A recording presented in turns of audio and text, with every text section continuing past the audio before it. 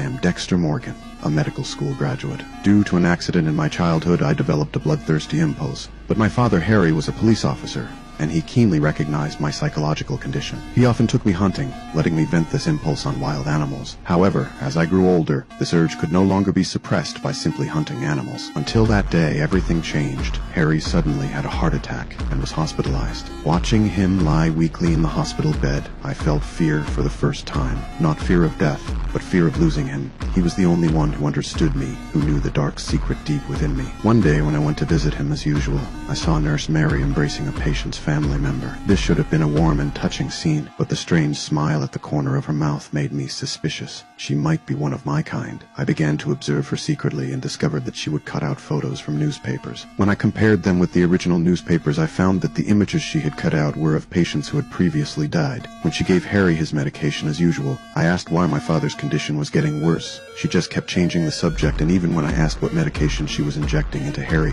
she simply said I wouldn't understand, despite my having told her I was a medical student. She continued to evade my questions. I secretly snuck into her office and found a folder in the drawer filled with news clippings about patient deaths, including photos of patients who had died just 2 days ago. I realized there was something wrong with the medication Mary was giving my father every day. I stole some of the medicine and took it to the school laboratory for testing. My teacher immediately recognized that the medication was potassium nitrate. When I asked the teacher what would happen if the solution was injected intravenously into someone, This dilution?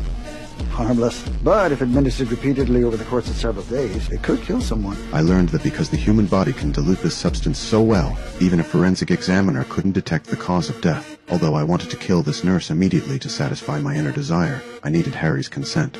I had to make Harry himself suggest killing her. When I rushed back to the ward, the nurse was about to give Dad an injection, and I stopped her. When I stopped her, the expression on her face convinced me. She also had a dark side. More importantly, Harry saw it too. I told Harry everything the nurse had done. This time, Harry didn't stop me. He told me to prevent the nurse from continuing to harm other patients. I broke into the nurse's home, prepared the room, and waited for her to return. As soon as she came home from work, I pounced from the corner and subdued her. I tied her to an operating table, flipping through her photo album, counting her crimes one by one. To my surprise, she remained unrepentant, insisting that everything she had done was right. I understood then that there was no point in talking to someone like this. I placed my hand on her heart, feeling her fear. I liked this feeling.